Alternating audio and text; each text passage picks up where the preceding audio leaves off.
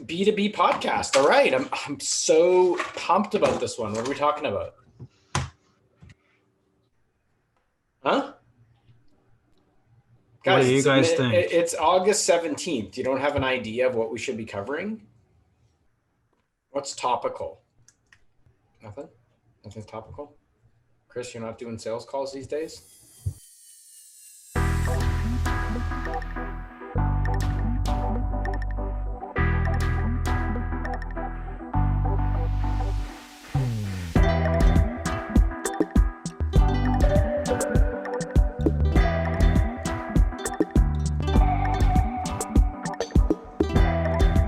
Wing It Podcast, goosedigital.com, episode 65.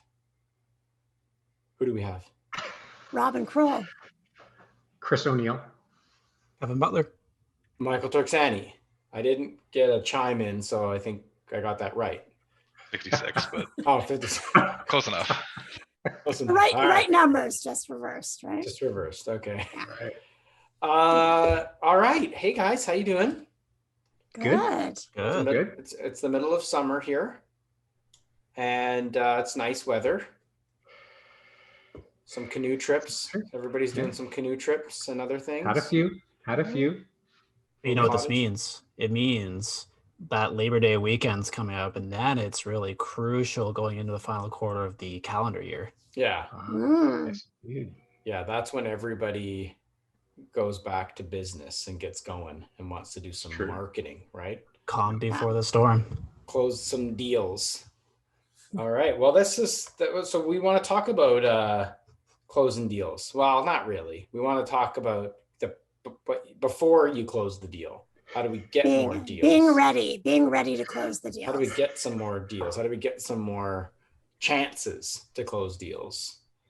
So we're going to look at campaign optimization, mainly paid media stuff, demand gen stuff, because we talk a lot about automation and the platform side and CRM and data, but I think we've got a lot of situations where organizations are in the middle of, they're spending money on these campaigns, and we want to talk about, well, are you really getting the most out of that spend? And in some cases, people might be looking to turn off these campaigns, or some organizations are looking to, well, everyone wants more out of these campaigns, but I think the optimization process is what we want to talk about today. What really goes into understanding your performance?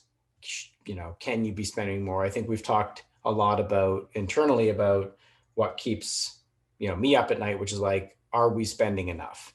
Could we be spending more to get more? And, I think we've got some really great return on investment numbers that other companies maybe haven't got to that place yet, but, or could we be spending more? And that's really comes down to your optimization. At what point are these campaigns, you're at that sweet spot of cost for benefit, right? Or should you be putting more resource into developing the campaigns and to get more out of them? So I think there's two things there, right? There's, can we be spending more? And then there's, can we be spending, more efficiently? Because I think they're both valid and they're both very, very different. 100%.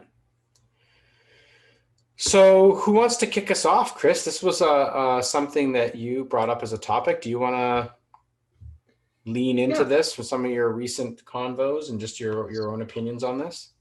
So recently there's been a lot of conversations with clients about, they get a campaign off the ground, they get it started, and then the question around what is it that we should be expecting from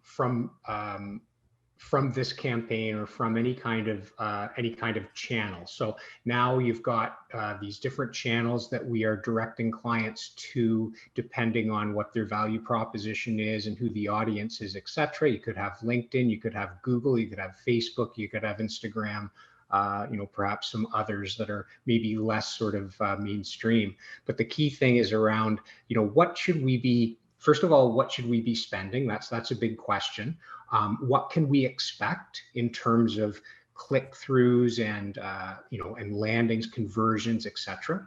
And then the impression around what does it take to keep it going at that at that level and continuous improvement, because a lot of times it's like an always on campaign that basically continually sort of puts your value proposition out there.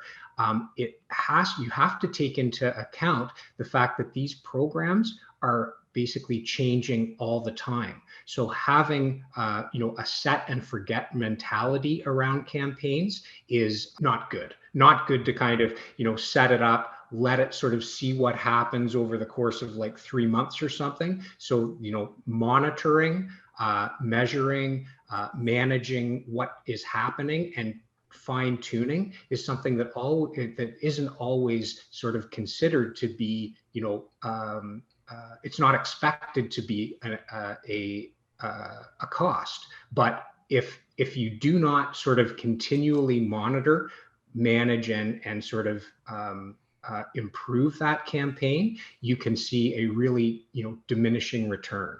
And so what we try to do in conversations with clients, try to understand like that initial sort of evaluation of what campaigns are running, what kind of results are you receiving from them, what do you have in terms of ongoing support for those campaigns, who's in there kind of continuously monitoring. And for the percentage of times that it's been sort of like, well, I think such and such a person is doing it, or I believe that this person or that agency has control over that, it's a little bit astounding, because there could be there's obviously money being left on the table. There's an audience that is not receiving the sort of the information that they need, and it's almost like, what's the point of spending money on a program that has not got the proper amount of support behind it?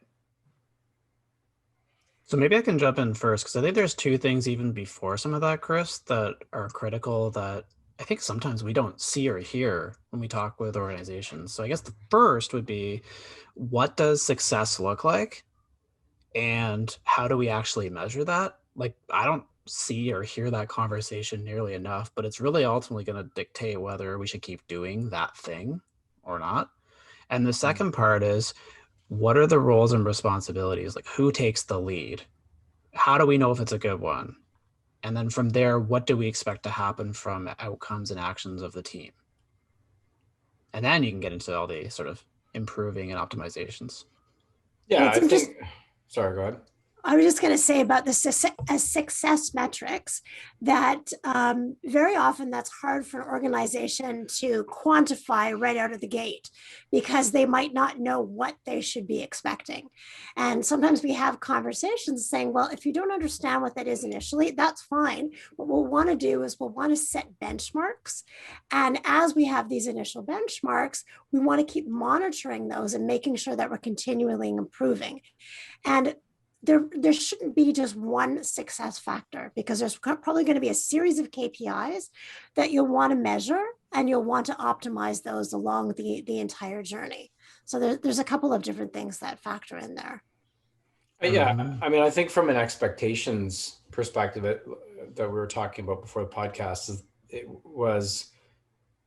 there is an expectation that we have to optimize the campaigns. It's not a set it and forget it, to your point, Chris, or an always on. So that's one thing that I think maybe not every business leader understands, that you set up something and maybe you can just not look at it for 90 days. There's ever-changing landscape of other people that are in that digital channel, right? So they're affecting the overall capability for you to have success as well, right? If they're spending more money or less money, or that has an impact. So those things can change daily. Well, they change throughout the day, but certainly on a weekly basis, it can have a pretty big swing in terms of what you're spending. Maybe for some branded campaigns, things that are less performance oriented, you can get away with having a slower optimization process or a more protracted optimization process, right? Where you're not as worried about the big money that's supposed to be bringing in leads or deals, micromanaging that so tightly. But I think what we were sort of leaning towards the the success criteria, likely for a lot of the clients, they think about, well, leads, right? Or the leading indicator of success towards leads, right? So those types of paid media campaigns need to be optimized and managed on a daily basis, basically, if you're trying to get to a place of success, right? So, Mike, let me roll reverse here and ask you the questions. When is it too early or the right time to start making significant changes to the original plan? That's a good question. I think it ties a little bit into your budget, right? So if you have, there's a budget and there's a lot of factors that could play in, like the size of your audience and whether or not you can expect that whatever you're testing, you can expect to see sort of enough of an effect within like a week or two period of time. So in some networks you can get to that, but I would say generally speaking, you probably don't want to pivot too hard within a 3-4 week period, unless your budget's very low and you started off with a very low budget and then you realized, well, it turns out after our first week or a week and a half, we have to move up our budget. I mean, the networks will almost tell you that you have to move up your budgets. Right. I think you want to let the algorithm set into its rhythm to be able to push your content in front of the right people. And if you keep pulling levers, it never has a chance to settle into anything. So that would be my view. Like certainly after a solid month of looking at the campaigns and running them, I think the business leaders should be able to look back and say, how was this performing? To your point, Robin, what are all those scorecard metrics that they need to know about? Some of them are well before leads and revenue. They're not just, oh, did we close any deals with this month? I mean, Right. Chris, I think you brought it up. Are we seeing the right kind of traffic? Are we getting the click through on our ads? Are we getting the bounce rates that we want to see? And all that kind of stuff is before it sort of tells you whether or not you're digitally in a good place. If your digital targeting is in a good place, but then, you might be falling down on your content, your messaging, your value proposition, all that stuff. Yeah, so I think that the 4 week time frame that you're talking about, Michael, and that 3 to 4 weeks, as you're saying, before that, you don't want to make any major changes, but you absolutely want to be monitoring all that traffic from the very beginning, because you might start to see, well, my traffic's not actually coming from the right place. It's not the right audience. They're not engaging with my landing page. They're not clicking through, all these things that you can still detect.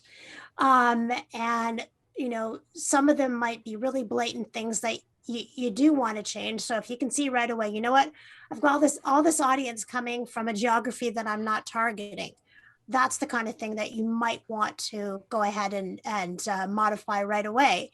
But you're learning and you're understanding more about your audience and how you're engaging with the content, and that you can start doing from probably about a week into the campaign. The platform learning about you as well is another factor.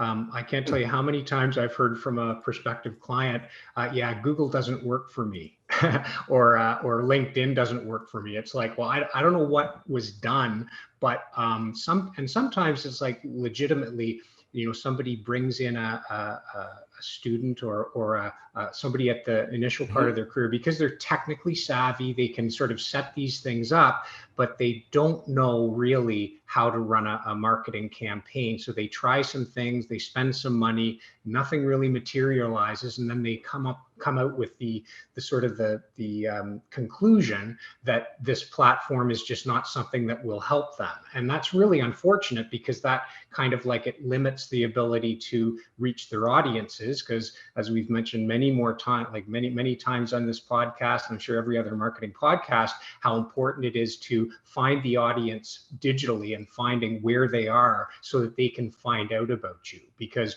your sales reps are not finding them on their phones. So the way to kind of like wherever it is that they are, finding them, having the platform learn about you so that you can sort of, continually reach that audience that you're targeting, and then making the necessary changes as the algorithms change. We need to make sure that that those things are constantly happening. I think we've talked about this a lot too. I love the comment of the indicators, because for most organizations, at least many, the sales cycle itself is probably longer than 4 weeks if we're going on Mike's original, like give it a month and see how it's doing. And so even if you are driving good quality leads, hopefully with some level of buyer intent, it's still going to take some time to really materialize into something of value. And we've Sure. always said we don't know when the active sales op starts on a qualified lead. And so it is going to take some time. And that's where those indicators are really important to hold back to the original goals of the project, to say, are we feeling like we're getting there and giving it enough time to properly bake? Yeah, if you have, I think there's a difference between search as well and then your other types of demand gen that you're doing, right? So your search campaigns, there are still lots of examples where companies can be in a less competitive search scenario, right? But there are a lot of examples where it's very competitive, right? So Right. the search animal is going to be a lot different than a LinkedIn call to action strategy, or you're trying to bring people into a funnel process on LinkedIn, to your point, Kev. In both cases they could still take a while to close, but I think we generally see a search as being further down the funnel because they've got some intent around what it is that they're searching for. Not always. If you're trying to capture a bunch of people that are looking for how to fix a blender, and here's the cheat sheet, and you're getting those leads, but you really want to sell them a blender, that's probably not a good search strategy all the time. But if you're looking to sell something and people are looking and searching for that thing and you appear, the process by which you optimize that is for a lot of clients, it's a beast of a process. And so I think Yes. that within a 4-week period, you should be able to get an assessment from, a professional agency that says, we can make this happen, but here's what you need to know. Now we can see that it is far more competitive than we ever thought. Your budget actually needs to be adjusted, or you need to rein it in on a geography, or whatever the assessment is, to be able to say, we can tell there's some light here, but we're going to need to make a bunch of adjustments in order to go after that. And that becomes, I think, after a period of time, you do, like to your point, Robin, like you do want to have what success looks like from a cost of lead or cost of deal perspective, right? So at least, having said all of those things, we're still ultimately, we need to end up at a place of $50 a lead, or whatever, $180 a sale, whatever that happens to look like for the business. And, I think depending on what you're selling, like our stuff is highly skewed because we get a lead and it really doesn't cost a lot of money if it's a search lead. And then the deals tend to be way more than we ever paid for them. But I think a lot of organizations, they can kind of understand their cost per acquisition and what they are prepared to spend. So that's sort of the guiding light. And then within a month, you should be like, okay, we think we can get there, but it's going to be like, you got to give us another 2 months in terms of, and more budget and all this kind of stuff to make it happen. And then the business is monitoring along the way. Is that cost per lead coming down? Is that cost per deal coming down? If it's not, then you could be in a situation, and we've seen this, where after a period of time, a quarter, 120 days, whatever the period of time, and there's some seasonality pieces to a lot of business, but you might have to say, look, we can't compete here. It's just going to be too expensive. If we want to play in this search space, we can't see the cost per acquisition that works for our business.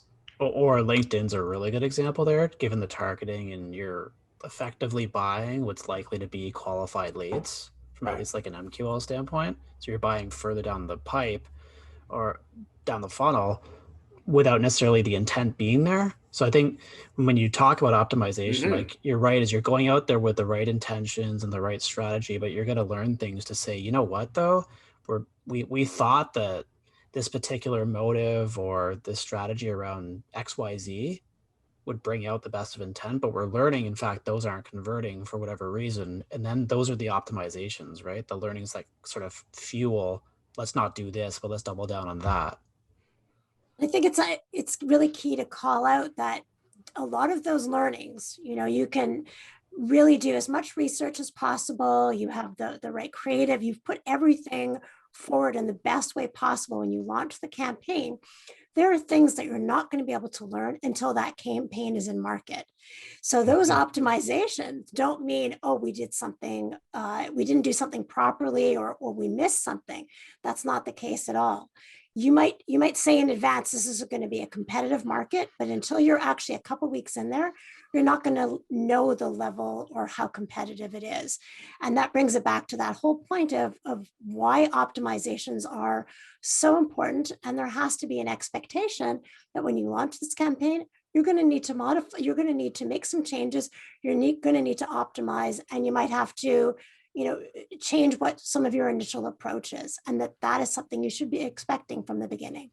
That's such a great comment. I think like two sort of thoughts of mine that build off that, Robin, is like learnings are good. They're like, hopefully we didn't go waste a whole bunch of money in the last 4 weeks. But we're going to learn how to get closer to that bullseye, to your point, and that's really key. The other thing I think is industry benchmarks, even really comparable organizations or competitors, like I just think every organization is different because every organization has a different process, a different way they go to market, different sales professionals following up, like slightly different messaging. Every single variable is at least a little bit different, which then produces a wildly different experience for prospects, which may work for some more than others. And so the key is that ongoing learning piece to continue to then optimize the process for your business, just because there is so much difference in these organizations, even if you're selling the relatively the same solution to the same audience. Yeah, and I think the point you made on LinkedIn as a push, when you're thinking of the messaging, it dawned on me that sort of 3-week period, you think to yourself, well, how long, if we have to then put another ad out and another ad out until we can continue optimize, that can turn into many weeks. And I think that sort of ties into sort of the budget conversation, right, and the strategy conversation at the beginning, to say, if you're not only targeting, you're testing sort of your ability to target and bring people into a funnel, but frankly, that targeting is kind of like, I would say for the most part, is pretty straightforward for most businesses. We want to go after certain type of business in this geography. Well, you can do that targeting kind of really well now on these networks, and you pretty much have to rely that your content will make it in front of the right people. These were like, maybe years ago there was some fuzziness and there was a lot more going on there, but I think today you're not really testing whether or not LinkedIn can deliver you a piece in front of your right audience. It's more that we're testing whatever your message actually is. So then in the strategy, you might go out and say, well, this is the first time we've ever done it. We're not moving from maybe print campaigns that we really know work well. So if we just try to port that over, and that's still a test, but we're trying to port that over and see if that'll work on digital. And what is our baseline now? If it's more like an organization, it's like, we've never really done a lot of digital marketing. We've grown this on the back of sales, and we say a lot of things when we're in deals, but now I've got an ad unit sliding up. Well, maybe we need to go out with 5 different, pieces of creative within a reasonable period of time to really iterate through which one's going to work, because you might have a this, that, and the other thing in a free demo, or we're the best, and get a free white paper, or let us quote your project, like whatever that happens to be. Those are all different, and they're all going to your point, Kev, they're all going to resonate kind of like in a different way depending on who your audience is. And that, I think, is a area where a lot of people get frustrated, because they're like, well, we've been running LinkedIn, to your point, Chris, LinkedIn worked, we didn't work for us. It's like, well, what exactly was the ad unit? Where were you sending them? All those things really need to work together. And we've had campaigns, we know, that we thought were the, this is going to be great, and it all lined up top to bottom in our minds. total failure. Total failure for, you know, a couple $1,000. That was a learning. Thanks, marketing. But every business is different. Right? Yeah, like every business is so different. Like even if you take like one category, CRM, okay, you've got your sort of handful of market leaders. You may even have, as a market challenger, you might have better messaging, more on point, better creative. You still might not even perform better than the 10,000-pound 100%. gorilla. Like, Yeah. so no two things are equal, and you just have to sort of play to your strengths, to your brand, to your audience, where you belong in the market, or at least where you're perceived. There's an endless number of variables in there. Yeah. And you just brought up testing, Mike. So that's another important thing, right? And in the course of optimization, that if you're not 100% sure what's going to work best, you want to go out there with just different test options of how you're going to engage from a messaging, right? From a call to action to where you're going to capture the lead in a form or on a landing page. All of those things are really important for the optimization process as well. Yeah. That's why, you know, that's why webinars, and I think, you know, as much as we kind of like, they're not necessarily viewed as the most innovative thing in the world. I think that they still can work. And partly why they work is that there's a purpose. There's a certain type of person out there, and this kind of goes back to the audience side, is a certain type of individual that would rather go to something that has a purpose behind it. I'd like to go learn about that thing rather than see something in my feed and I'm just trying to keep up to date with whatever I might be doing at the time, and you know, get pulled in, right? Not everybody, and it doesn't matter how great the creative is, not everybody wants to go through that type of a funnel, right? Lots of people do, and if it's great creative and you can get sucked in, and I have, and we all have here, it works really well. But there's still a lot of people out there, and that's kind of going back to like knowing your audience, right? If you're, not everyone's going to be on LinkedIn, not everyone's going to be on search. So what other channels, to your point, Chris, earlier, like they could be lesser known places, whether it's a media outlet that has an opportunity to go do a webinar, but you know that is your audience and they read from that media outlet. And that's a way for you to kind of bring your brand to those organizations and bring them into a funnel. So I just thought I'd throw that out there. Like, you know, you could have, and this might've been the case for ours, you know, it just wasn't the type of message that resonated when someone's scrolling within their LinkedIn feed, but maybe it would have worked really well if we had put it through a different channel. Yeah, or even just right sizing, let's just call it marketing assets with whatever particular sales stage they might be at. Because I think webinars, Mike, to your point, they can work for top of funnel and they can work for bottom of funnel. You've got to have the messaging, the content, just general subject matter be on point, then with the targeting to sort of support it. So it's all got to work together. I would say high level though, yeah, sure, something like a webinar format can work at all stages of the sales funnel. The one thing I was going to mention about the way that that business owners kind of look at spend is kind of interesting, because if you think about a business that knows that a particular, let's say for example, there's a virtual seminar or a virtual conference that's going on, and they know that they can get their message in front of the audience that they know is a good candidate for them, whether it's you know, I mean, it's whether it's any of the verticals that we deal with, or it's a particular kind of role in an organization that they want to get in front of, and they know that they can get that particular exposure for a flat amount. They can get their head around the fact that it's going to be this much money, and I'm going to roll the dice. I'm going to roll the dice on that $5,000 spend to kind of get that sponsorship, to get in front of that 5,000 people with a message that I know is going to basically attract a certain amount, and I can live with that. Yep. There's so much more kind of uncertainty around paid channels, like sort of how much is it going to cost? Well, the one thing that you've got to sort of align yourself with is either an agency or an individual that knows that there's that initial amount of testing that needs to go in. We need to find the right amount of search to basically make it make sense. So if you're not getting out the right amount of search, don't put any money into it, or at least like control your spend until you get that sort of that right amount. Fiddle with it till you get that right amount. And then once you get that optimization, then you can start pouring it in. But it's a combination of science and art to kind of get there. And that's where I feel like it's a lot easier for business leaders that sort of built their businesses on the back of sales, like Mike was talking about before, that can sort of understand, hey, it's a seminar, there's 1,000 people going to it, they're the directors of service or whatever it is that buys our product. I want to get something in front of them and it's going to cost me $5,000, fine.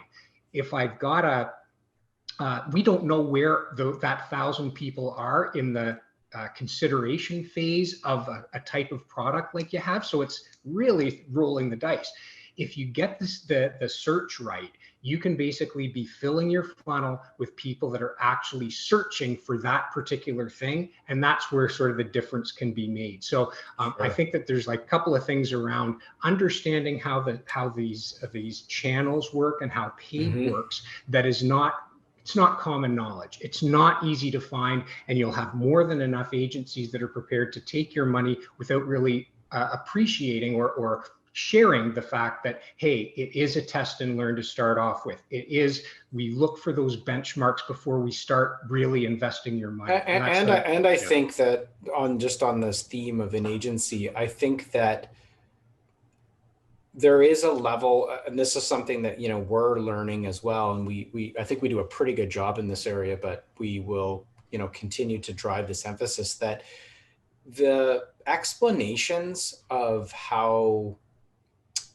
the channels are performing and kind of where we see this progressing for a particular customer's business or a unit of their business or a product line or whatever, that really is a more senior conversation. And it's really done by strategists and, certainly people that are on this podcast and folks that are not just a senior practitioner. I think that's where we've certainly seen in many cases where they'll hire a skilled individual within a paid channel, but they lack that senior marketing, the strategy level marketing resource that can bridge the gap. What are we actually trying to achieve from the business? What are we seeing here? And what does that mean in terms of what we'll do next? And so I just wanted to add that in because I feel like that's partly a value that you get from an agency. And unless the agency is sort of pitting you down to sort of like, just get it from the account lead, and that's going to be the extent of the resource that you're going to get from us as an agency.